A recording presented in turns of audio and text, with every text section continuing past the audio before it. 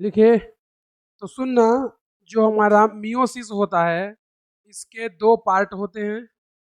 एक होता है मियोसिस फर्स्ट और दूसरा होता है मियोसिस सेकेंड। तो जो मियोसिस सेकेंड होता है ये same as mitosis. Meiosis first में जैसे हमारे पास एक सेल है जो कि कैसी है 2n, तो इससे रिडक्शनल डिवीजन होगा। रिडक्शनल डिवीजन या हिंदी में बोले तो क्या होगा, न्यूनकारी विभाजन। और जब न्यूनकारी विभाजन होता है तो ये 2n किस में कन्वर्ट हो जाता है, n में, और इस तरह से दो सेल का निर्माण हो जाएगा।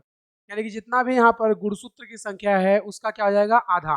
लेकिन जैसे ही मियोसिस सेकेंड में आएंगे अब ये जो n है इससे दो सेल का निर्माण होगा, लेकिन दोनों ही क्या रहेंगे, n, क्योंकि यहाँ पर क्या होता है, इक्वेशनल डिवीजन।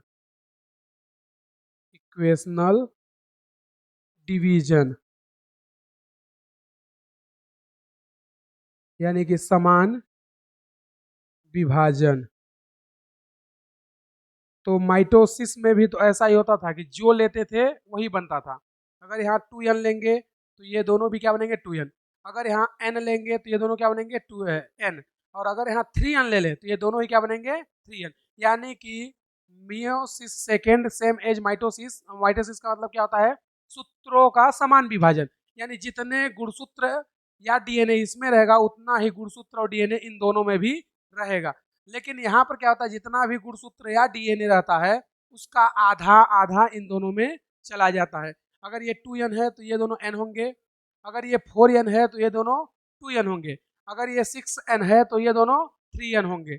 और हमने बताया था कि ये हमेशा कहाँ होती है, रिप्रोडक्टिव सेल में। तो जो रिप्रोडक्टिव सेल होती है वो 2n 4n 6n 8n 10n इस तरह से होती है। तो जो मियोसिस फर्स्ट है वो पहला डिवीजन रिडक्शनल करती है, यानी कि जो भी होता है उसको आधा कर देती है, इसलिए इसको क्या बोलते हैं, न्यूनकारी विभाजन। जो मियोसिस सेकेंड होता है वो सेम एज माइटोसिस, यानी कि जितना भी गुणसूत्र रहेगा या डीएनए उसका इक्वल डिस्ट्रीब्यूशन होता है, इसलिए इसको क्या बोलते हैं, इक्वेशनल डिवीजन।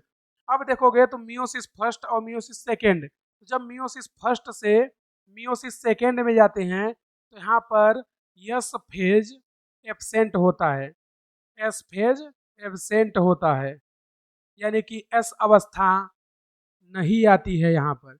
इसका मतलब कि अगर हम लोग बात करें मियोसिस की तो मियोसिस में दो बार के होता है, दो बार सी होता है, लेकिन केवल एक बार डीएनए का रेप्लिकेशन होता है।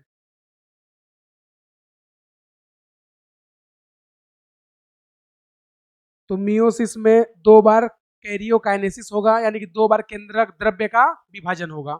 उसी तरह दो बार साइटोकाइनेसिस होता है, यानी कि कोशिका द्रव्य का भी विभाजन दो बार होगा, क्योंकि मियोसिस फर्स्ट भी है मियोसिस सेकेंड भी है।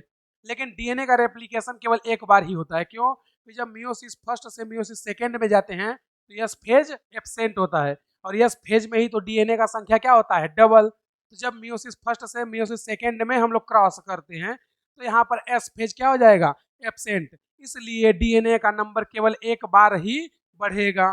तो मियोसिस में दो बार कैरियोकाइनेसिस दो बार साइटोकाइनेसिस, लेकिन एक बार डीएनए का रेप्लिकेशन होता है। और वो कब होगा, मियोसिस फर्स्ट से पहले। जब मियोसिस फर्स्ट के बाद मियोसिस सेकेंड में क्रॉस करते हैं तो एस फेज एब्सेंट होता है, इसलिए डीएनए का नंबर दोबारा डबल नहीं होगा। लेकिन साइटोकाइनेसिस और कैरियोकाइनेसिस दो दो बार विभाजित होते हैं। और इसमें हमने तुम्हें बताया था कि गुणसूत्र का जो डबल होता है वो कहाँ होता है, एनाफेज सेकेंड में। तो ये है मियोसिस का आउटलाइन कि इस तरह से मियोसिस का डिवीजन होता है। फिर उसके बाद इसका विस्तृत वर्णन हम लोग अभी पढ़ेंगे। तो देखना, मियोसिस फर्स्ट को हम लोग देख रहे हैं, मियोसिस फर्स्ट। मियोसिस फर्स्ट में जो सबसे पहला होगा वो कौन होगा? G1।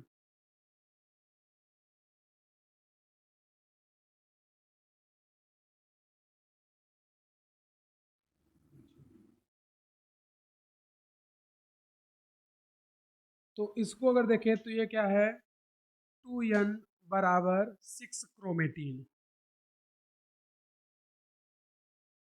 और 2c बराबर 6 डीएनए। लेकिन जैसे ही ये G1 कहाँ चला जाएगा? एस फेज में। जब ये एस फेज में जाता है तो यहाँ पर जो डीएनए होता है उसका नंबर डबल हो जाएगा। तो अब ये जो है ये क्या हो जाएगा? 2n बराबर 6 क्रोमेटीन, लेकिन 4c बराबर 12 डीएनए, क्योंकि यहाँ पर क्या होता है? एस फेज में डीएनए का रेप्लिकेशन होता है। डीएनए का नंबर क्या हो जाएगा? डबल। जैसे ही ये यहाँ से कहाँ चलता है? आगे एम फेज में। एम फेज में भी पहला क्या? Prophase. Prophase first. Prophase first की जो पहली अवस्था होती है उसको बोलते हैं लेप्टोटीन। उसको क्या बोलते हैं? लेप्टोटीन। हिंदी में बोलते हैं तनुपट्ट।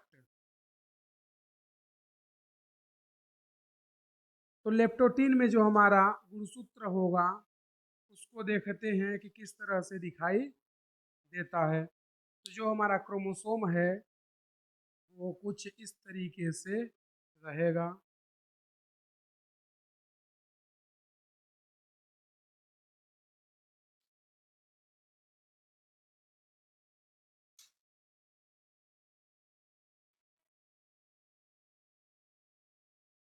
तो लेप्टोटीन जो अवस्था होती है ये प्रोफेज की सबसे पहली अवस्था मानी जाती है, क्योंकि इसके प्रोफेज फर्स्ट के 5 अवस्था होंगे। तो इसमें जो हमारा गुणसूत्र होता है ये कैसा होता है? लॉन्गेस्ट होगा। कैसा होगा? लॉन्गेस्ट एंड थीनेस्ट, यानी कि लंबा होगा और उसके साथ साथ पतला होगा। अगर दूसरी बात करें तो इसमें जो न्यूक्लियोप्लाज्म है एनपी, ये क्या होगा? सॉल से कन्वर्ट हो जाएगा जेल में। प्रोसेस को क्या बोलते हैं? जिलेशन।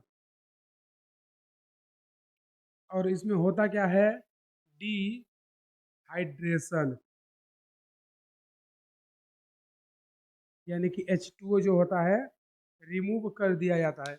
इसमें जो हमारे गुणसूत्र होते हैं या क्रोमोसोम होते हैं वो बके या गुलदस्ते के जैसे दिखाई देते हैं, इसलिए इस स्टेज को बके स्टेज भी कहते हैं।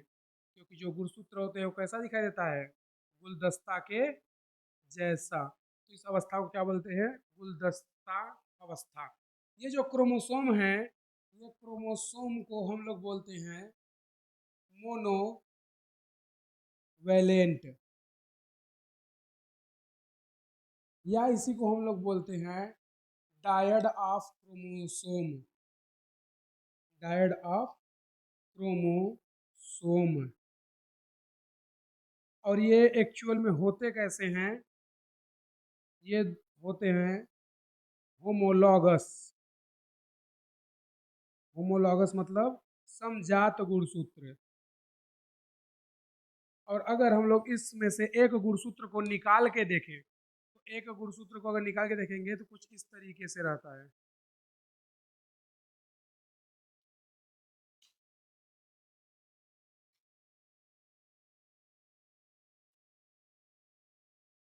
तो ये जो होते हैं इन दोनों को हम लोग क्या बोलते हैं? Sister chromatid. Sister chromatid. तो इसी को वो क्या बोलता है? मोनोवेलेंट, या उसी को क्या बोलते हैं? Dyad of chromosome. क्योंकि हमारे गुणसूत्र जो होते हैं ये और ये दोनों भुजा क्या होती है? Sister chromatid. तो जो मोनोवैलेंट है उसी को क्या बोलते हैं डायड ऑफ क्रोमोसोम, क्योंकि ये पेयर्स के जैसे दिखाई देते हैं, ऐसा लगता है जैसे दो दो क्रोमोसोम एक जोड़े में है। तो सारे के सारे जितने भी 6 क्रोमोसोम हैं सभी ऐसे ही दिखाई देंगे। जैसे ही इस अवस्था से हम लोग अगले अवस्था में चलते हैं, तो अगले अवस्था में फिर से वही रहेगा क्या, प्रोफेज फर्स्ट, लेकिन इसका जो सेकेंड स्टेज आता है उसको हम लोग बोलते हैं जाइगोटीन। उसको क्या बोलते हैं, जाइगोटीन। हिंदी में बोलते हैं युग्मपट। और ये प्रोफेज का दूसरा स्टेज होता है। तो जाइगोटीन या युग्मपट, तो जाइगोट मतलब क्या होता है, युग्मक। जाइगोट मतलब क्या होता है, युग्मक। तो यहाँ पे जो क्रोमोसोम होते हैं ये क्या करते हैं, अपना जोड़ा या पेयर बनाना प्रारंभ कर देते हैं। तो जैसे ये जो क्रोमोसोम है इन सभी का क्या बनना शुरू हो जाएगा, पेयर्स। तो जब ये जाइगोटीन अवस्था में जाएंगे तो सभी के सभी गुणसूत्र अपना अपना पेयर या जोड़ा बनाना प्रारंभ कर देंगे। तो जो गुणसूत्र होते हैं वो अपना जोड़ा या पेयर कैसे बनाते हैं, इस तरीके से यहाँ पर हमारे पास ये गुणसूत्र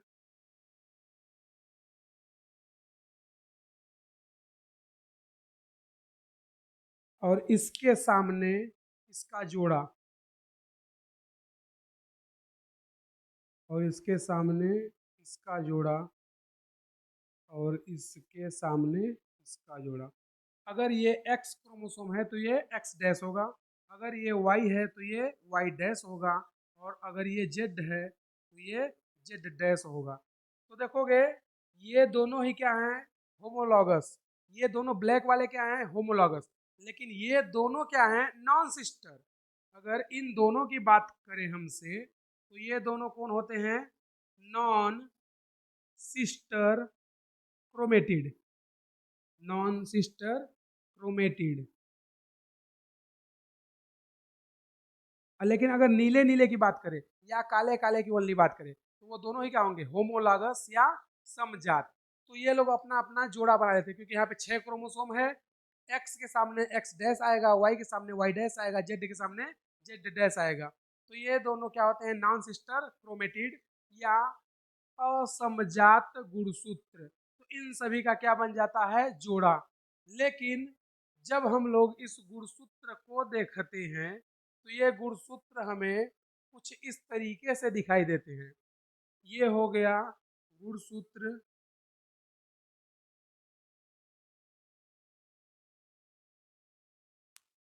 और इस पर इस तरीके से, और इधर पर इस तरीके से हमें गुणसूत्र दिखाई देते हैं। यानी कि ये ब्लैक वाला हो गया और ये ब्लू वाला, जो कि ऐसे पेयर में बनाए हैं। पहले ये कैसे थे, इस तरीके से थे। लेकिन अब ब्लैक वालों के साथ साथ ब्लू वाले भी हैं। यानी कि जब सामने से देखोगे तो तुम्हें ब्लैक और ब्लू दोनों दिखाई देगा, लेकिन जब पीछे पास से देखोगे तो ब्लू दिखाई देगा, ब्लैक भी दिखाई देगा। लेकिन ऐसा लगता है कि एक दूसरे के लेयर्स में ये लोग जुड़े हुए हैं। तो इसको हम लोग बोलते हैं टेट्रावैलेंट। क्या बोलते हैं, टेट्रावैलेंट। क्योंकि ये क्या है, चार चार के पेयर में, ये कैसे थे, दो के पेयर में, तो इसको क्या बोल दिए थे, मोनोवैलेंट या डायड। अब ये चार के पेयर में है तो इसको क्या बोलते हैं, टेट्रावैलेंट, या इसी को बोलते हैं डाईवैलेंट टेट्राइड बोलेंगे। डाईवैलेंट, और इसको क्या बोलेंगे, टेट्राइड या चतुस्क। तो ये डाईवैलेंट यानी कि दो दो के पेयर में हो गए, एक्स का पेयर एक्स डैश, वाई का पेयर वाई डैश, जेड का पेयर जेड डैश। तो इसी को क्या बोलते हैं, डाईवैलेंट ऑफ क्रोमोसोम। और इसी को क्या बोलते हैं, टेट्राइड या चतुस्क। यानी कि हमें ये चार चार दिखाई देते हैं, दो तो ब्लैक वाले और दो ब्लू वाले, एक दूसरे के जस्ट ऊपर रहते हैं। तो अगर मान लो कि ये एक एक्स है तो ये दोनों क्या होंगे, एक्स डैश। अगर दोनों ब्लैक वाले एक्स हैं तो दोनों ब्लू वाले क्या होंगे, एक्स डैश। क्योंकि इनका अब क्या बन गया है, पेयर। क्योंकि जाइगोट मतलब क्या होता है, युग्मक, यानी युग्म का बनना या पेयर या जोड़े का बनना। तो जो प्रोफेज फर्स्ट की सेकेंड स्टेज होती है जाइगोट इन, उस अवस्था में गुणसूत्र क्या करते हैं, अपना पेयर या जोड़ा बनाना प्रारंभ कर देते हैं। और उन जोड़ों को क्या बोलते हैं, डाइवैलेंट, या उसी को क्या बोलते हैं, टेट्राइड। डाइवैलेंट मतलब दो का जोड़ा, टेट्राइड मतलब चार गुणसूत्र। तो यहाँ पे क्या था, मोनोवैलेंट मतलब एक जोड़ा, लेकिन डायड है यानी कि दो साथ में है, तो इन्हीं को क्या बोलते हैं, डाइवैलेंट, या उसी को क्या बोलते हैं, टेट्राइड या चतुष्क। तो इस तरह से हमारे गुणसूत्र क्या करते हैं, पेयर बना लेते हैं। लेकिन इनको एक्चुअल में देखेंगे तो ये ऐसे दिखाई नहीं देते हैं, ये एक्चुअल में कुछ इस तरीके से रहते हैं। ये आ जाओ, ये इस तरीके से, और ये अगला पेयर, ये हो गया। और जो दूसरा पेयर होता है, ये अगर x है तो जो दूसरा पेयर आएगा वो क्या होगा, x डैश, ये हो गया x डैश। तो ये दो एक साथ एक दूसरे के ऊपर हम लोगों को दिखाई देता है इस तरीके से। इनके बीच में जो होता है, इनके बीच में कुछ इस तरह से एक प्रोटीन भरी होती है, या एक कॉम्प्लेक्स भरा होता है, जिसको बोलते हैं SNC या सिनेप्टिमल कॉम्प्लेक्स। इस तरीके से इनके बीच में ये भरा रहता है। तो जो हमारा DNA है, यानी कि ये क्रोमोसोम, ये कैसे होते हैं, निगेटिव। ये भी कैसा होगा, निगेटिव। और ये जो बीच में होता है ये कैसा होता है, पॉजिटिव। और ये एक प्रकार का क्या होता है, प्रोटीन होता है। क्या होता है, प्रोटीन। तो अब देखना, नीला नीला दोनों एक दूसरे के क्या है, सिस्टर क्रोमेटिड, या दोनों एक दूसरे के क्या है, बहन। उसी तरह ब्लैक ब्लैक भी एक दूसरे के सिस्टर हैं, लेकिन ब्लैक ब्लू दोनों सिस्टर नहीं है। उसी को तो हमने यहाँ पे बताया कि जो दोनों नीला हैं एक दूसरे के क्या है, सिस्टर, तो नाम क्या हो गया, सिस्टर क्रोमेटिन। उसी तरह दोनों ब्लैक ब्लैक एक दूसरे के सिस्टर, तो नाम क्या हो गया, सिस्टर क्रोमेटिन। ब्लू ब्लू दोनों के सिस्टर, तो क्या हो गया, सिस्टर क्रोमेटिन। लेकिन ब्लैक ब्लू का कोई संबंध ही नहीं है, उनको क्या बोल देते हैं, नॉन सिस्टर क्रोमेटिन। तो उसी तरह यहाँ पर अगर ब्लैक ब्लू को पूछे तो वो क्या है, नॉन सिस्टर क्रोमेटिन। तो ब्लैक का ब्लू के साथ कोई संबंध नहीं होता। तो ये जो हमारे पास प्रोटीन भरा रहता है, इसी को हम लोग क्या बोलते हैं, SNC। पूरा नाम क्या होता है, सिनेमल कॉम्प्लेक्स या सिनेप्टिमल कॉम्प्लेक्स।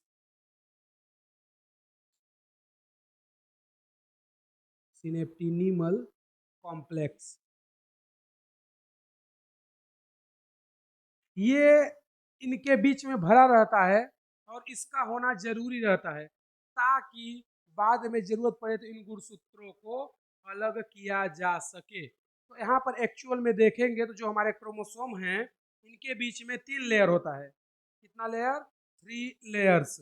और वो 3 लेयर कौन कौन है, पहले DNA यानी क्रोमोसोम, फिर उसके बाद प्रोटीन यानी पॉजिटिव लेयर, और फिर उसके बाद DNA। ऐसा करना जरूरी है, क्योंकि अगर निगेटिव को निगेटिव में जोड़ेंगे तो नहीं जुड़ेगा भाई। निगेटिव और निगेटिव क्या करेंगे, एक दूसरे को रिपल्सन करेंगे यानी प्रतिकर्षित करेंगे, तो दोनों गुणसूत्र या DNA दूर जाने की कोशिश करेंगे। तो उन दोनों को बांधने के लिए बीच में पॉजिटिव प्रोटीन का आना बहुत जरूरी होता है, और ये पॉजिटिव प्रोटीन ही इन दोनों नॉन सिस्टर क्रोमेटिड या गुणसूत्रों को आपस में बांध के रखता है। इसीलिए जो हमारा ये क्रोमोसोम, जिसको हम लोग टेट्राइड या डाइवेलेंट बोलते हैं, ये 3 लेयर का बना होता है, जिसमें DNA प्रोटीन और DNA होती है, DNA निगेटिव प्रोटीन पॉजिटिव, और DNA निगेटिव यानी कि निगेटिव पॉजिटिव निगेटिव, ये मिल करके हमारे टेट्राइड या डाइवेलेंट का निर्माण करते हैं। और जो SNC होता है, इसमें 0.3% DNA होता है। तो इसका मेन काम क्या होता है, दोनों नॉन सिस्टर क्रोमेटिड को चिपका करके रखना, क्योंकि DNA क्या होता है, निगेटिव चार्ज। दोनों DNA निगेटिव है तो उसको चिपकाने का काम कौन करेगा, पॉजिटिव चार्ज। तो वो पॉजिटिव कौन होता है, SNC यानी सिनेप्टिनिमल कॉम्प्लेक्स। वो सिनेप्टिनिमल कॉम्प्लेक्स दोनों नॉन सिस्टर क्रोमेटिड को चिपका करके रखेगा, यानी कि नीले को नीले में चिपकाने के लिए दिक्कत नहीं है, उसी तरह ब्लैक को ब्लैक में चिपकाने के लिए दिक्कत नहीं है। लेकिन जब ब्लैक ब्लू आ जाएंगे तो ये भी निगेटिव होने लगेगा, रिपल्सन, तो इसको आपस में जोड़े रखने के लिए SNC की आवश्यकता होती है। और ये SNC क्या करेगा, दो नॉन सिस्टर क्रोमेटिड को आपस में जोड़ के रखता है। तो ये जो गुणसूत्र का पेयर है, इसी को हम लोग क्या बोलते हैं, नॉन सिस्टर क्रोमेटिड।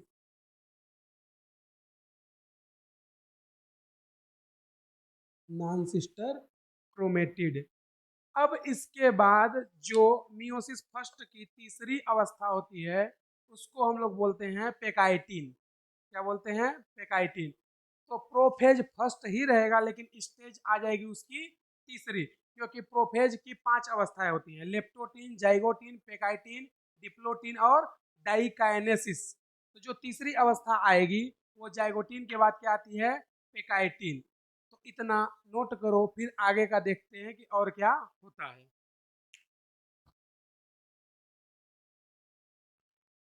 तो अगला जो इसका प्रोफेज फर्स्ट का तीसरा स्टेज है,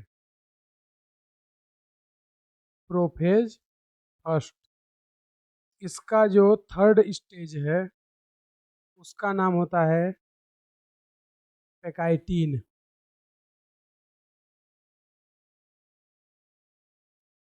हिंदी में स्थूल पट्ट बोलते हैं।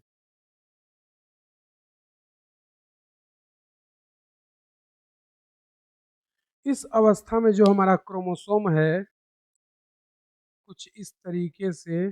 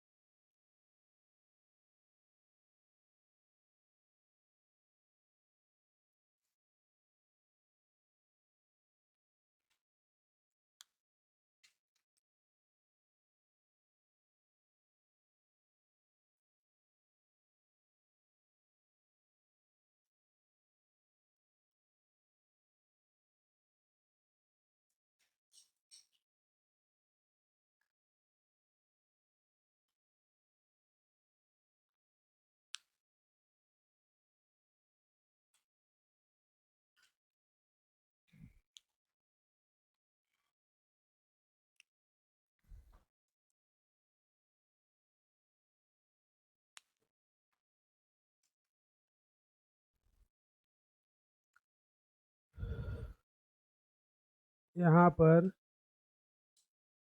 SNC कॉम्प्लेक्स पूरा भरा रहेगा।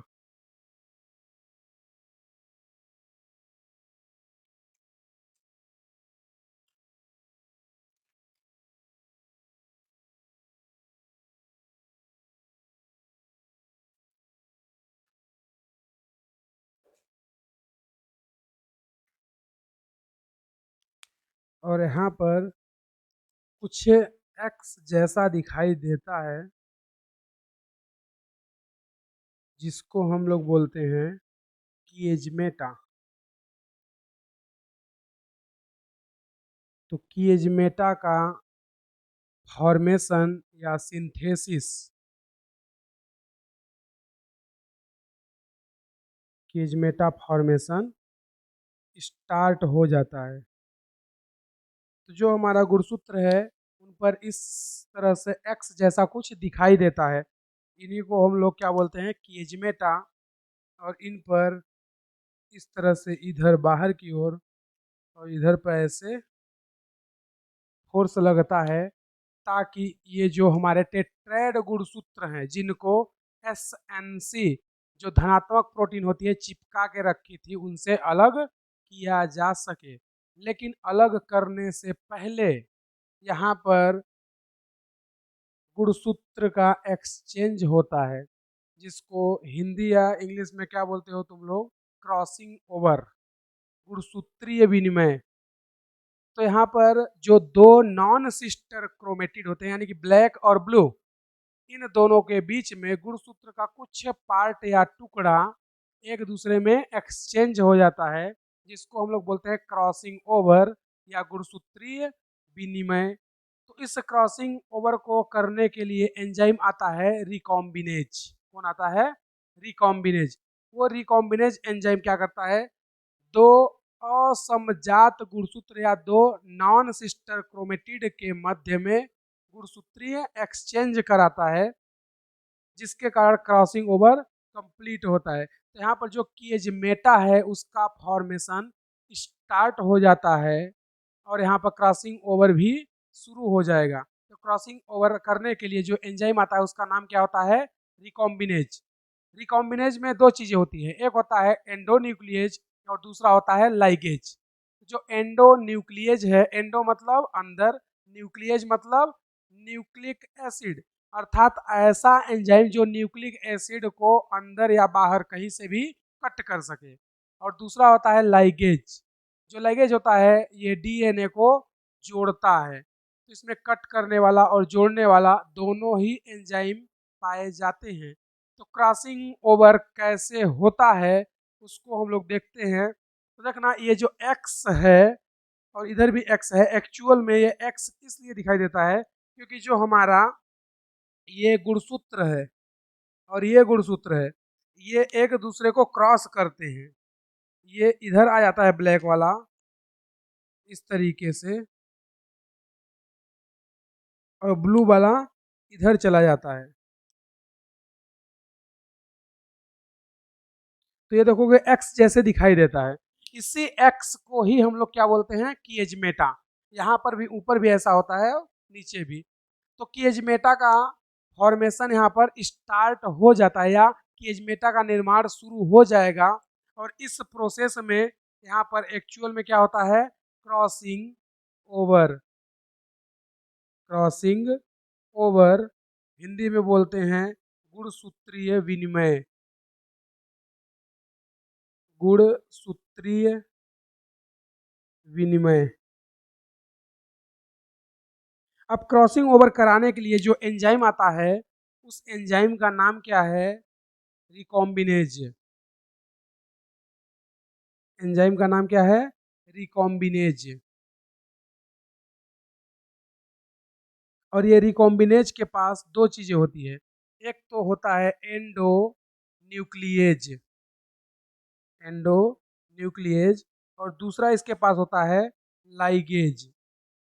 तो जो एंडो न्यूक्लिएज होता है ये क्या करता है? डीएनए कट करने का काम करता है। और जो लाइगेज होता है ये डीएनए ज्वाइन करने का काम करता है या जोड़ने का काम करता है। और ये दोनों ही किसके पास होते हैं? रिकॉम्बिनेज के पास। तो जो हमारा क्रॉसिंग ओवर होता है वो होता कैसे है? एक है हमारा ब्लैक वाला गुणसूत्र और एक है ब्लू वाला।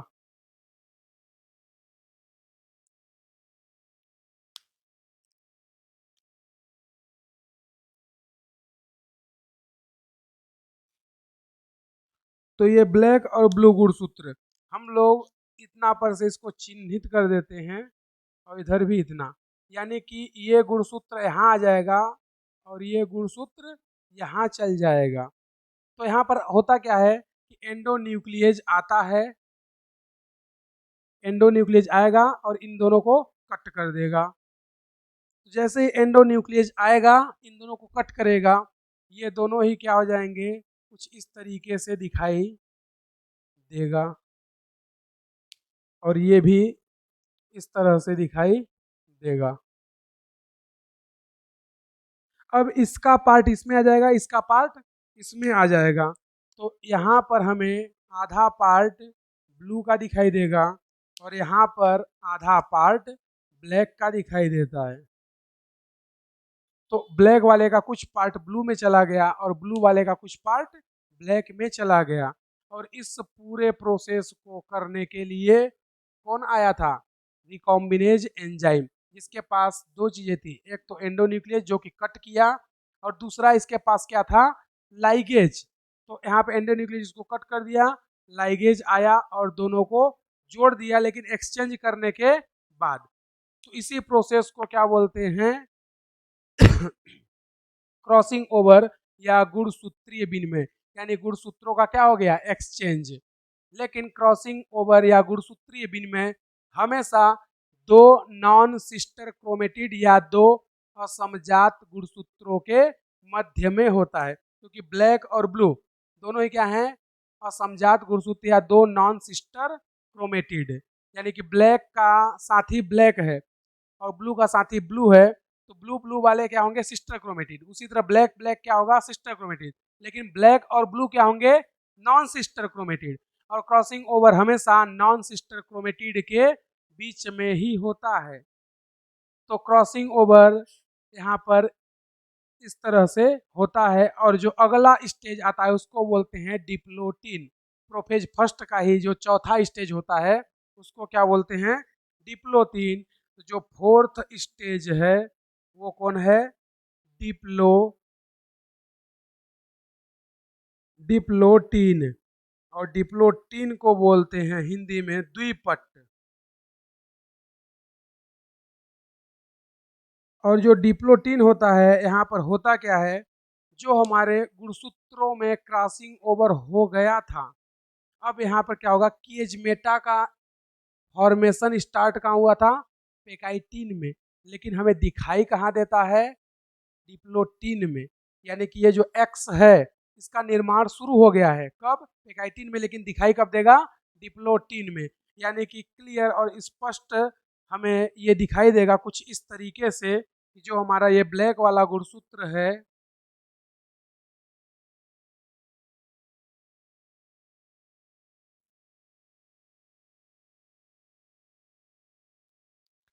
और इधर पर ये आ गया ब्लू वाला पार्ट। उसी तरह इधर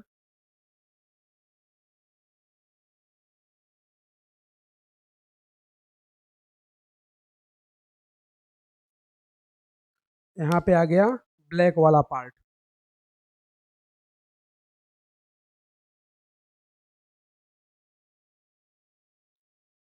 तो यहाँ पर किएजमेटा फॉर्मेशन स्टार्ट हुआ था, दिखाई कहाँ देगा, डिप्लोटिन में। तो पेकाइटिन अवस्था में किएजमेटा का निर्माण शुरू हो जाता है, लेकिन विजुअल कहाँ होता है, पेकाइटिन में, सॉरी डिप्लोटिन में। तो जो हमारा किएजमेटा यानी कि क्रॉसिंग ओवर हुआ था, जो एक्स दिख रहा था उसी को हम लोग क्या बोलते थे, किएजमेटा। और एक्स दिखता क्यों था, क्योंकि दो नॉन सिस्टर क्रोमेटिड आपस में एक दूसरे को क्रॉस करती थी, यानी कि वहां पर गुणसूत्रीय विनिमय का साइड था, तो उसी को हम लोग बोलते थे एक्स। और उस एक्स का नाम क्या था, किएजमेटा। तो किएजमेटा का निर्माण शुरू हो जाता है पेकाइटिन में, लेकिन स्पष्ट रूप से ये दिखाई कब देता है हमें, डिप्लोटिन में। तो ये स्पष्ट रूप से हमें डिप्लोटिन अवस्था में दिखाई देगा। लेकिन अब जब गुणसूत्रीय विनिमय हो गया है तो भी वो उसी तरह से चिपके रहते हैं एक दूसरे से, तो इन्हें अलग करना जरूरी है। तो ये जो हमारे गुणसूत्र होते हैं ये एक्चुअल में ऐसे एक दूसरे को क्रॉस करते रहते हैं, यानी कि किएजमेटा तो बन गया है लेकिन दिखाई देना भी चाहिए। तो इसको दिखा देते हैं कि इस तरीके से ये रहता है। और उसी तरह ये जो ब्लैक वाला है ये लोग भी कुछ ऐसे ही होते हैं, ये इधर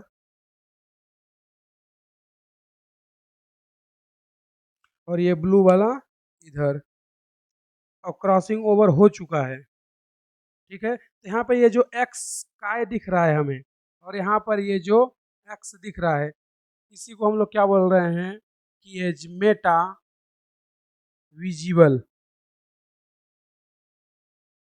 विजुअल मतलब दृश्य या दिखना। तो निर्माण कहाँ होता है, पेकाइटिन में, लेकिन दिखाई कहाँ देता है, डिप्लोटिन में। अब ये जो दोनों आपस में क्रॉसिंग ओवर कर रहे हैं नॉन सिस्टर क्रोमेटिड, इनको अलग करना जरूरी है। तो अलग करने के लिए प्रोसेस होता है टर्मिनाइलाइजेशन। तो जो टर्मिनाइजेशन होता है वो अपवर्ड और साइड दोनों जगह चलता है, यानी कि इन दोनों को अलग करने के लिए इधर भी फोर्स लगेगा और इधर भी फोर्स लगता है।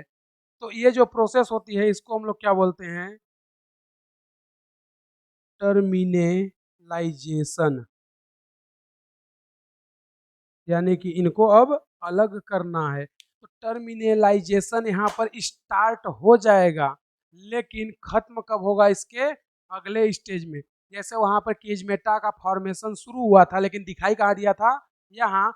उसी तरह टर्मिनलाइजेशन स्टार्ट होता है डिप्लोटिन में, लेकिन हमें दिखाई कहाँ देता है, डाइकाइनेसिस, यानी इसका जो पांचवा स्टेज होता है वहां पर। तो यहाँ पर टर्मिनलाइजेशन स्टार्ट हो जाएगा, क्या हो जाएगा, स्टार्ट हो जाएगा, लेकिन हमें विजुअल कहाँ होगा, या कंप्लीट या दिखाई कहाँ देगा, इसका जो पांचवा स्टेज होता है डाइकाइनेसिस में। कहाँ, डाइकाइनेसिस में। तो अब देखो यहाँ पर डीएनए को देखोगे तो दोनों क्या है, निगेटिव निगेटिव, और इनके बीच में कौन भरा था, एसएनसी पॉजिटिव, सिनेप्टिनिमल कॉम्प्लेक्स। तो अब वो क्या करेगा, जो पॉजिटिव प्रोटीन है इनको बीच से ब्रेक करना स्टार्ट कर देगा। तो कुछ ब्लैक वाले का पार्ट ब्लू में चला जाएगा और कुछ ब्लू वाले का पार्ट ब्लैक में चला जाएगा, यानी कि क्रॉसिंग ओवर हो जाता है। तो जैसे ही ये गुणसूत्र हमारे एक्सचेंज हो जाते हैं, उसी को हम लोग क्या बोलते हैं, क्रॉसिंग ओवर या गुणसूत्रीय विनिमय। वो होता कहाँ है, पेकाइटिन में, लेकिन जो क्रॉसिंग ओवर हो चुका है उस गुणसूत्र को हमें सेपरेट करना है, अलग करना है। तो टर्मिनलाइजेशन उसी को बोलते हैं, यानी कि क्रॉसिंग ओवर होने के बाद गुणसूत्रों को अलग करना, उस प्रोसेस को क्या बोलते हैं, टर्मिनलाइजेशन। और ये स्टार्ट होता है डिप्लोटिन में, बट कंप्लीट कहाँ होता है, डाइकाइनेसिस में।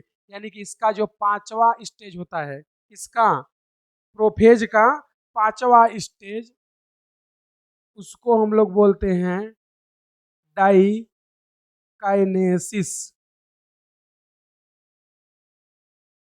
ये इसका पांचवा स्टेज होता है। तो जो डाइकाइनेसिस होता है उसमें क्या होगा, टर्मिनलाइजेशन स्टार्ट जो हुआ था डिप्लोटिन में, यहाँ क्या हो जाएगा, कंप्लीट। तो यहाँ पे बोल देंगे टर्मिनलाइजेशन कंप्लीट। और जो हमारे गुणसूत्रों के बीच में क्रॉसिंग ओवर हुआ था वो भी गुणसूत्र अलग हो जाएंगे। तो जो हमारा क्रोमोसोम होता है यहाँ डाइकाइनेसिस में, वो कुछ इस तरीके से दिखाई देगा।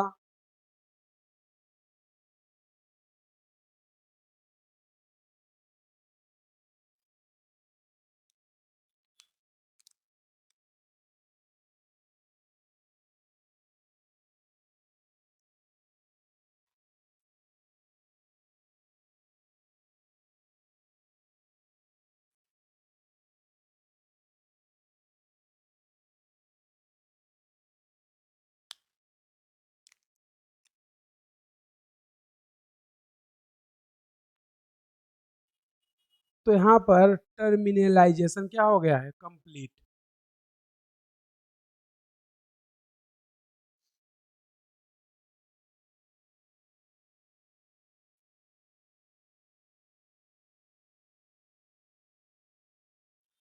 तो टर्मिनेशन कंप्लीट हो गया और दोनों ही गुणसूत्र क्या हो गए, अलग। लेकिन दोनों गुणसूत्र देखोगे तो ये अलग है और ये अलग है, क्योंकि इनमें क्या हुआ है, क्रॉसिंग ओवर। और क्रॉसिंग ओवर हमेशा दो नॉन सिस्टर क्रोमेटिड के मध्य में ही होता है।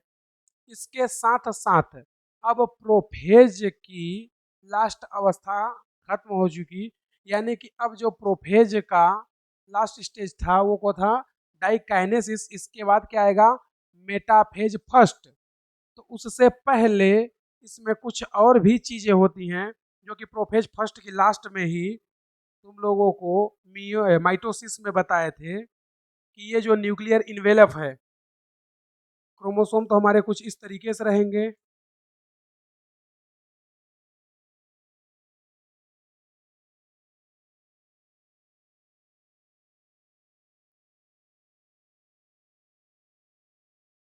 ये न्यूक्लियर इन्वेलप क्या हो जाएगा, गायब।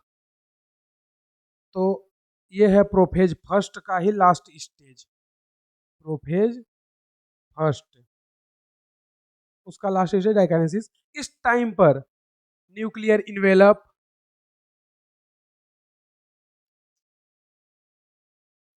Nuclear envelope cell organ, Golgi body, endoplasmic reticulum, ये सभी क्या हो जाते हैं, डिसएपियर। क्या हो जाएंगे, डिसएपियर। जो कि हम लोग माइटोसिस में भी पढ़े थे, जो प्रोफेज का लेट प्रोफेज स्टेज होता है उसमें गोल्गी बॉडी, न्यूक्लियर इन्वेलप और एंडोप्लाज्मिक रेटिकुलम और सेल ऑर्गन जो भी होते हैं वो सभी क्या हो जाते हैं, डिसएपियर, मतलब दिखाई नहीं देते हैं या अदृश्य हो जाते हैं। फिर ये रीएपियर कब होते हैं, टीलोफेज में। तो यहाँ तक की कहानी ये पूरा कहाँ था, प्रोफेज का। अब प्रोफेज की 5 अवस्थाएं थी, कौन कौन? सबसे पहला था लेप्टोटीन, दूसरा था जाइगोटीन, तीसरा है तुम्हारा पेकाइटिन, चौथा है डिप्लोटीन, पांचवा है डाइकाइनेसिस। और ये 5 के पांचों स्टेज तुम्हें एक लाइन या एक सीक्वेंस या सीरियल से याद होना जरूरी है, क्योंकि कभी कभी वो सीक्वेंस ही पूछ देता है कि कौन कौन सा सीक्वेंस किसके साथ होता है। तो जो डाइकाइनेसिस है इसको हिंदी में बोलते हैं पारगति क्रम। डाइकाइनेसिस को हिंदी में क्या बोलते हैं, पारगति क्रम। तो देखना जो इसके 5 स्टेज हैं, किसके, प्रोफेज फर्स्ट के, प्रोफेज फर्स्ट के 5 स्टेज। वो 5 स्टेज कौन कौन से होते हैं? सबसे पहला कौन है, लेप्टोटीन, लेप्टोटीन। दूसरा क्या है, जाइगोटीन।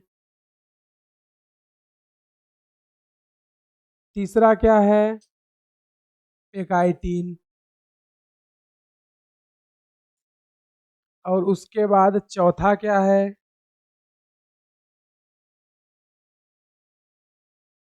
और पांचवा है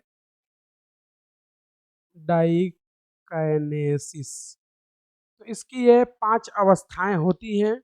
इन सभी को याद करने का क्रम क्या है, 2 तरीका है, दोनों में से जो तुम्हें अच्छा लगे वो याद कर सकते हो। लालू जाए प्लेन से दीपिका को देखने।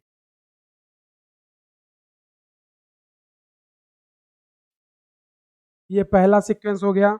अब लालू मतलब एल, लेप्टोटीन, जाए मतलब जेड, प्लेन मतलब पी, दीपिका मतलब डी, देखने मतलब भी डी। लेप्टोटीन, जाइगोटीन, पेकाइटीन, डिप्लोकाइनेट, डिप्लोटीन और डाइकाइनेसिस। दूसरा क्या है, लवली जरा पानी दे दो। तो लवली मतलब एल, जरा मतलब जेड, पानी मतलब पी, दे दो मतलब डी और डी। उससे वही कहानी, लेप्टोटीन, जाइगोटीन, पेकाइटीन, डाइका, डेप्लोटीन और डाइकाइनेसिस। तो 2 ट्रिक है, जो तुम्हें अच्छा लगे उन दोनों में से किसी को भी याद कर सकते हो। समझे? छाप लो।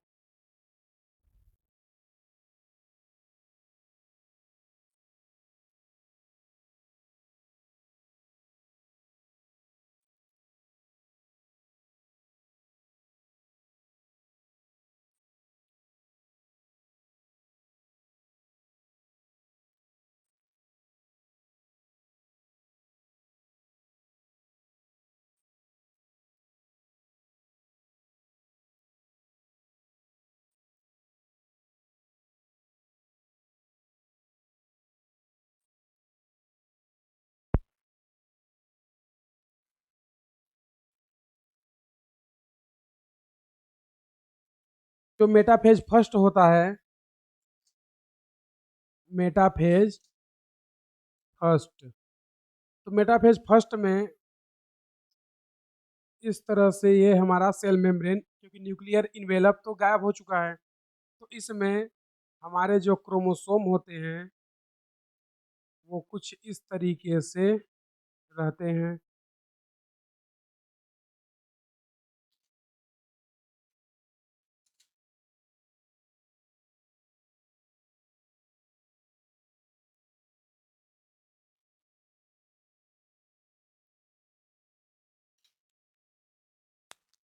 और यहाँ पर सेंट्रियोल होता है, लेकिन एस्ट्रल रेज का संश्लेषण प्रोफेज में ही स्टार्ट हो चुका होता है, और प्रोफेज में भी कहाँ, लेप्टोटीन में। तो जो एस्ट्रल रेज होती है वो यहाँ से निकलेंगी और इन पे आकर के अटैच होना स्टार्ट कर देंगी। लेकिन कुछ रेज ऐसी भी होती हैं जो कि काइनेटोकोर से नहीं जुड़ती हैं, उनको हम लोग क्या बोलते हैं, सपोर्टिंग फाइबर। तो इस तरह से मेटाफेज फर्स्ट में एस्ट्रल रेज जो है काइनेटोकोर से जुड़ जाती है। ये जो है अर्ली मेटाफेज है। जब हम लोग लेट मेटाफेज में जाते हैं, लेट मेटाफेज, तो जब लेट मेटाफेज फर्स्ट में जाएंगे तो जो हमारे गुणसूत्र होते हैं कुछ इस तरीके से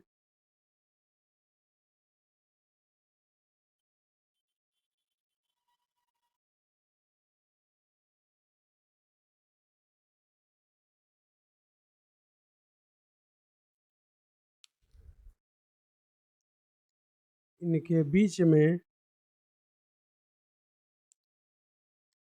ये एस्ट्रल रेज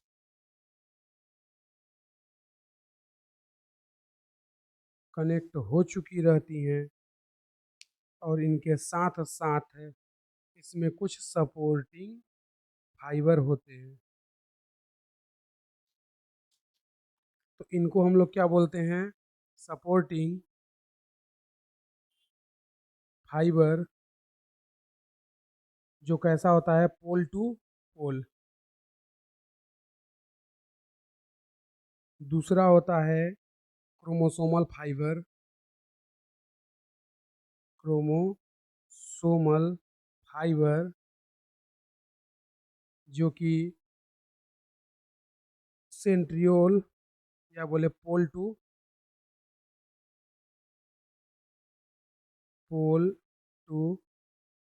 क्रोमोसोम।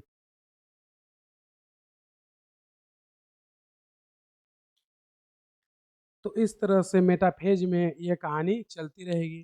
अब मेटाफेज के बाद क्या आता है, एनाफेज फर्स्ट।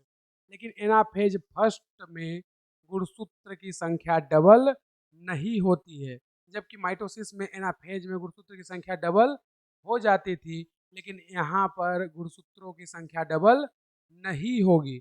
वो डबल कब होता है, एनाफेज सेकेंड में। तो एनाफेज यहाँ पर क्या करेगा, एनाफेज स्टेज जो आता है, एनाफेज फर्स्ट, एनाफेज फर्स्ट में इस तरह से एस्ट्रल रेज और यहाँ पर जो है सभी एक लाइन में व्यवस्थित हो जाते हैं और यहाँ पर बनने लगता है क्या, सेल प्लेट, जो निर्माण कौन करता है, माइक्रोट्यूब्यूल और माइक्रोफिलामेंट। तो ये इससे इस तरह से कनेक्ट रहते हैं और ये इससे ऐसे कनेक्ट रहेंगे और इनके बीच में इधर की ओर और इधर से इधर की ओर, यानी अंदर की ओर फोर्स लगेगा और यहाँ पर क्या बनता है, सेल प्लेट, जो बनाता कौन है, माइक्रोट्यूब्यूल। ये क्या है, सेल प्लेट, और इसका फॉर्मेशन कौन करता है, माइक्रोट्यूब्यूल। तो ये सेल प्लेट क्या होता है, बाहर से अंदर की ओर बनता है, तो जिसमें जो फोर्स या बल लगता है वो बाहर से अंदर की ओर। तो जब सेल प्लेट का फॉर्मेशन होगा तो बल बाहर से अंदर की ओर लगेगा। तो अगर कोई फोर्स बाहर से अंदर या कि बोले परिधि से केंद्र की ओर लगता है तो उसको बोलते हैं अभिकेंद्रीय बल, इंग्लिश से बोलते हैं सेंट्रीपिटल फोर्स। तो यहाँ पर जो सेल प्लेट का फॉर्मेशन होता है वो कैसा होता है, अभिकेंद्रीय। कैसा होता है, अभिकेंद्रीय, या इसी को क्या बोलते हैं इंग्लिश में, सेंट्रीपिटल। और जैसे ही एनाफेज से अगले स्टेज में हम लोग जाएंगे टीलोफेज फर्स्ट में, टीलोफेज फर्स्ट, टीलोफेज फर्स्ट में जैसे ही जाएंगे कुछ इस तरह की संरचना हमें देखने को मिल जाएगी और ये अंदर की ओर फोर्स लग रहा है और यहाँ पर हमारे पास ये जो गुणसूत्र हैं, अब गुणसूत्र नहीं रहेंगे, क्यों, क्योंकि ये कैसा दिखाई देंगे, धागे के जैसा। तो अब इनमें कितना है, 3 3, तो ये 3 रस्सियाँ हम लोग बना देंगे और इसके साथ साथ ये इस तरीके से हो जाएगा। मतलब यहाँ पर nuclear envelope, Golgi body, endoplasmic reticulum और सेल ऑर्गन, ये सब क्या हो जाते हैं, इन सभी का विजुअल हो जाता है, यानी ये सभी दिखाई देने लगते हैं। तो टीलोफेज में एक गुणसूत्र सॉरी एक सेल से 2 सेल बन जाता है, लेकिन जो टीलोफेज फर्स्ट है यहाँ पर हमारे 1 से 2 सेल तो बन गए हैं, लेकिन यहाँ पर अभी जो पोलाइडी होगी इनकी क्या होगी, आधा, क्योंकि हम लोगों का जो गुणसूत्र का डिवीजन होता है वो क्या होता है, अर्ध, यानी कि हम लोग चले थे कहाँ से, 2n बराबर 6 क्रोमेटिन और 2c बराबर 6 डीएनए। यहाँ पर अब क्या मिलेगा हमें, 2n बराबर 3 क्रोमेटिन और 2c बराबर 3 डीएनए। तो यहाँ पर जो भी हमारा गुणसूत्र जितना भी लेके चलते हैं या डीएनए, उसका क्या हो जाता है, आधा। तो टीलोफेज में 1 से 2 कोशिका का निर्माण हो जाता है। और अब इसके बाद क्या आएगा, मियोसिस फर्स्ट सॉरी सेकेंड, ये क्या था, मियोसिस फर्स्ट। मियोसिस सेकेंड के बारे में नहीं पढ़ेंगे क्योंकि वो सेम माइटोसिस के जैसा ही होता है, जो जो उसमें पढ़ते हैं वो सारा का सारा चीज मियोसिस सेकेंड में होता है, इसलिए यहाँ पर अर्धसूत्री विभाजन कंप्लीट हो जाता है। अब देखेंगे कि इस 2 से 4 सेल कैसे बनती है, समझे, तो इतना लिख लो, फिर आगे थोड़ा और देखते हैं।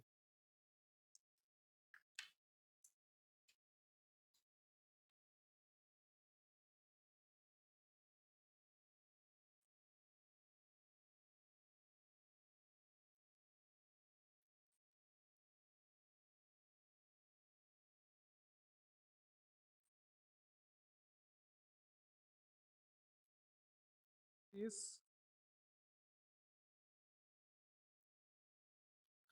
इसमें जो पहला होता है वो क्या है, जीवन,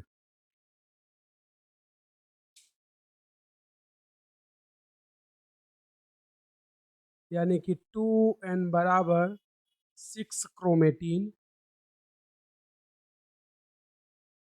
और 2c बराबर 6 डीएनए। जैसे ही यहाँ से हम लोग आगे चलेंगे कहाँ, S और G2 में, तो हमारे पास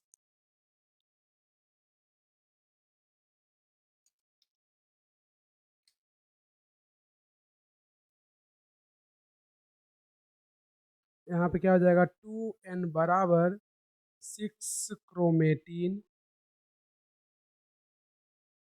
लेकिन 4c बराबर 12 डीएनए। और जैसे ही SG2 से नेक्स्ट में जाएंगे वो क्या आ जाएगा, प्रोफेज फर्स्ट। और प्रोफेज फर्स्ट में nuclear membrane, Golgi body, endoplasmic reticulum और सेल ऑर्गन सभी क्या हो जाते हैं, गायब। तो प्रोफेज फर्स्ट की जो 5 अवस्था है, लेप्टोटीन, जाइगोटीन, डिप्लोटीन, डाइकाइनेसिस, पेकाटीन, इनको हम लोग नहीं दर्शाते हैं, वो बस उसका वर्णन था इसलिए उसमें पढ़ते थे। ये अब हमारा क्या है, आउटलाइन, यानी जो भी पढ़े हैं उनका सभी का शॉर्ट में वर्णन कि क्या क्या हुआ है। तो जो प्रोफेज होता है उसमें क्या होता है, एस्ट्रल रेज सिंथेसिस या स्पिंडल फाइबर या तरकु तंतुओं का निर्माण शुरू हो जाता है, कहाँ, प्रोफेज के लेप्टोटीन में। और अगर माइटोसिस में बात करें तो डायरेक्टली प्रोफेज में। तो एस्ट्रल रेज का निर्माण यहाँ पर शुरू हो जाएगा, तो हमारे पास ये जो गुणसूत्र हैं इनको बना देते हैं।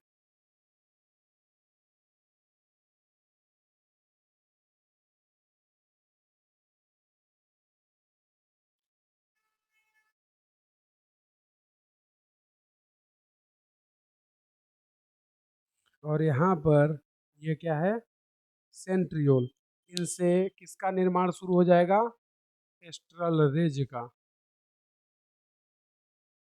या स्पिंडल फाइबर का, इनका निर्माण इस तरीके से शुरू हो जाता है।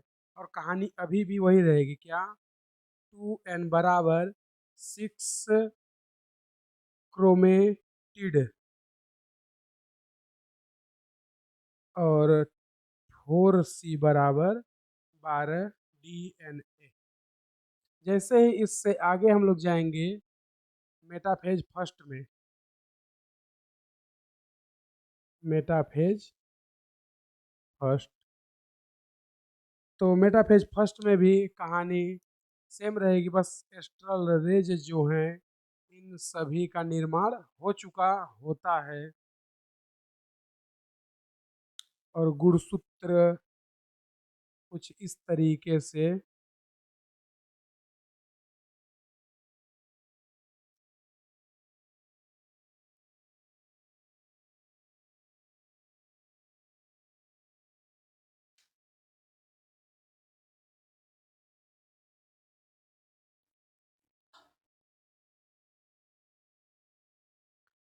ये इनसे जा करके काइनेटोकोर से जुड़ जाता है और ये भी इधर से काइनेटोकोर से जुड़ जाएगा।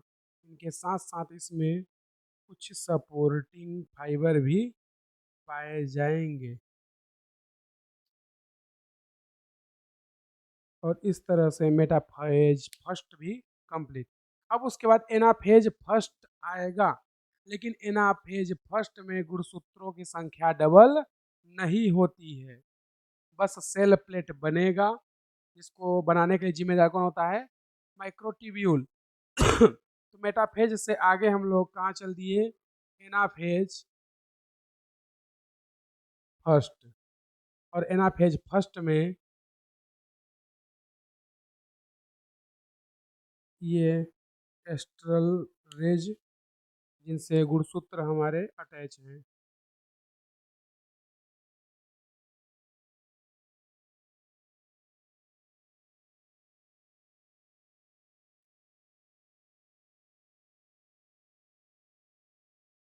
और इनके बीच में सेल प्लेट का निर्माण हो चुका है, यानी कि 1 से 2 कोशिका बनने के लिए तैयार है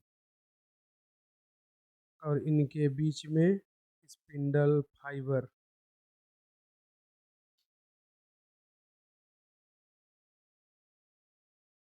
और जैसे ही यहाँ से कहाँ चले जाएंगे, टीलोफेज में न्यूक्लियर मेम्ब्रेन रीअपियर हो जाएगी।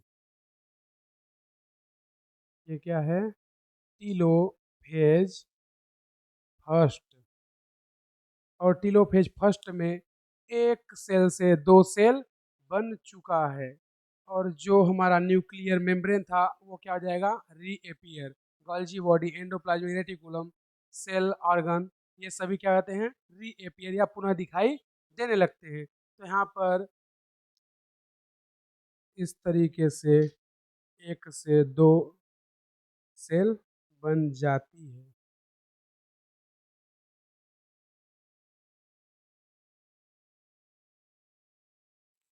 अगर हम लोग इसकी बात करें तो ये क्या है, 2n बराबर 6 क्रोमेटिड,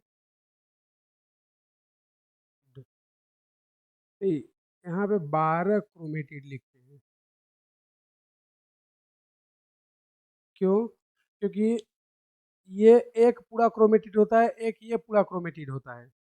तो इसमें 2 क्रोमेटिड, इसमें भी 2, इसमें भी 2, और 2 2 2, तो टोटल कितने क्रोमेटिड हैं, 12।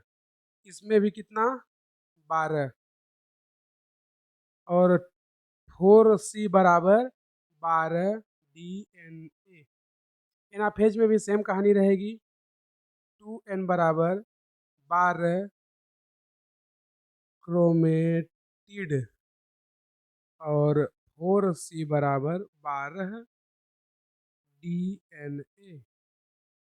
लेकिन जैसे ही टीलोफेज में आते हैं, गुणसूत्र की संख्या आधी नहीं हुई है एनाफेज में, तो गुणसूत्र की अगर संख्या आधी नहीं हुई है तो टेलोफेज में क्या होता है कि जो भी सीक्वेंस चल रहा है वही चलता रहेगा, लेकिन कोशिका जो द्विगुणित होती है वो कैसी हो जाती है, अगुणित।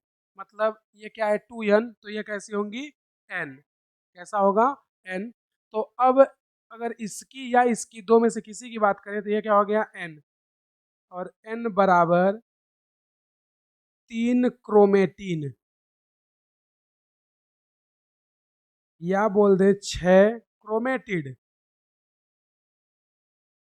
बोलो।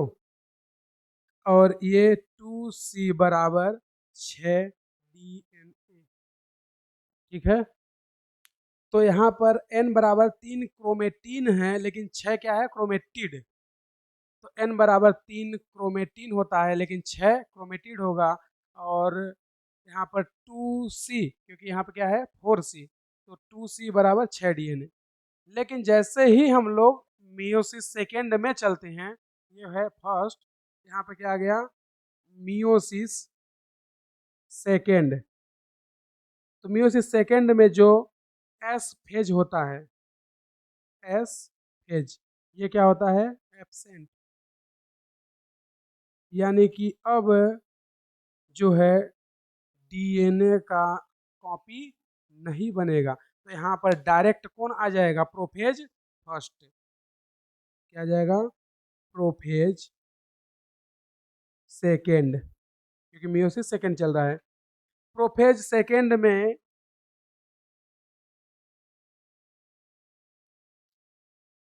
कुछ इस तरीके से, अब हम लोग दोनों को लेके नहीं चलेंगे। टीलोफेज में 2 सेल बनी है, लेकिन दोनों को नहीं लेके, किसी एक को लेकर के आगे का प्रोसेस करेंगे। दोनों को लेने से कोई मतलब है, क्योंकि जो इसमें होगा वही इसमें होगा। तो किसी एक सेल को लेकर के आगे का कहानी करते हैं। चीज क्या है, n बराबर 3 क्रोमेटिन और 2C बराबर 6 DNA। तो यहाँ पर लिख देते हैं n बराबर 3 क्रोमेटिन या 6 क्रोमेटिड, और 2C बराबर 6 DNA, यही है ना। और ये कुछ इस तरीके से हैं।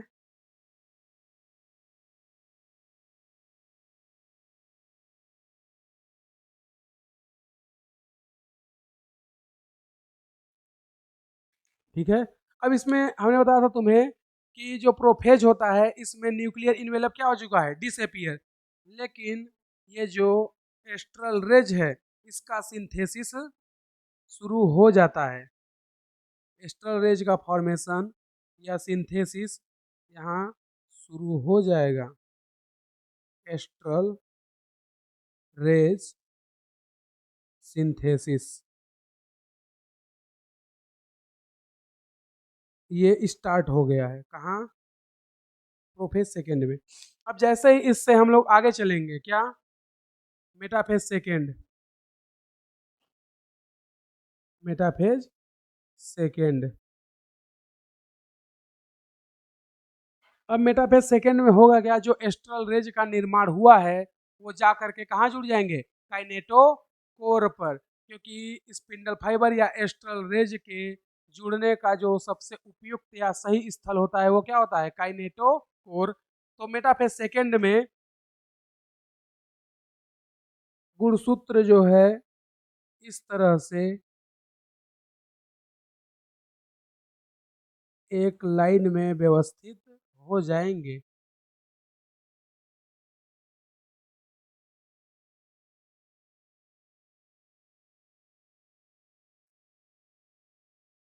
और कुछ बीच में सपोर्टिंग फाइबर भी होंगे। और हमने तुम लोगों को बताया था कि क्रोमोसोम क्रोमोसोम के बीच में कुछ इस तरीके से भी होता है, जिसको क्या बोलते हैं, इनर जोनल फाइबर। क्या बोलते हैं, इनर जोनल फाइबर। और ये क्या है, क्रोमोसोमल फाइबर।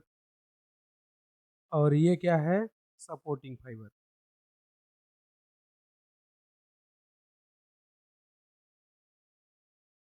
लेकिन अगर हम लोग बात करें तो अभी भी जो मेटाफेज सेकेंड है उसकी भी कहानी सेम चलती रहेगी। क्या? n बराबर 3 क्रोमेटीन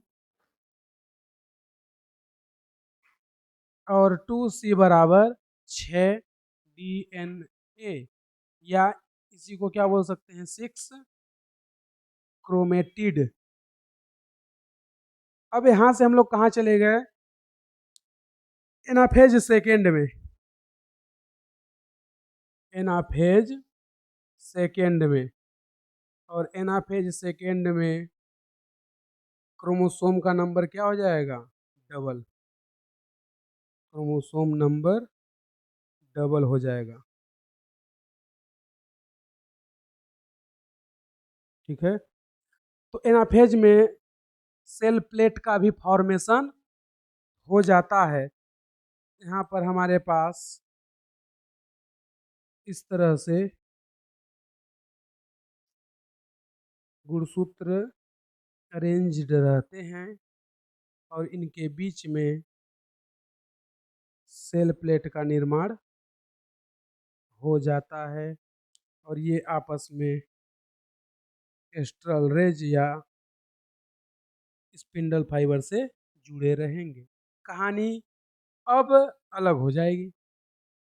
क्या है? n बराबर 3 क्रोमेटीन या 6 क्रोमेटिड और 2c बराबर 6 DNA।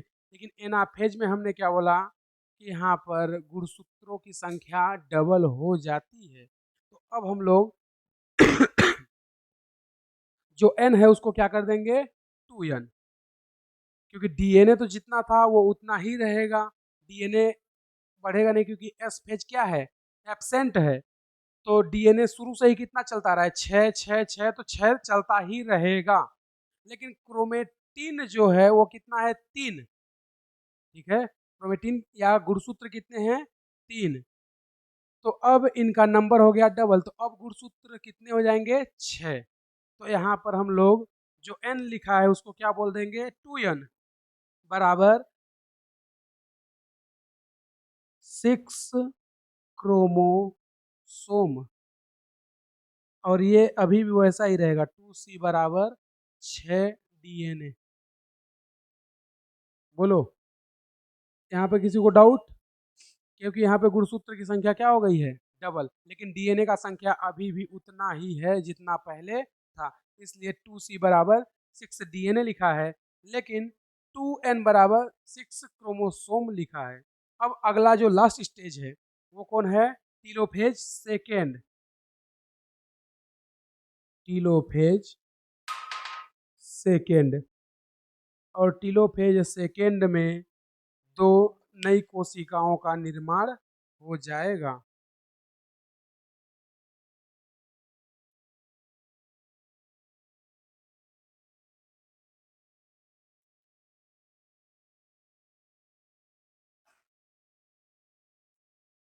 तो यहाँ पर इस तरह से गुणसूत्र रहेंगे।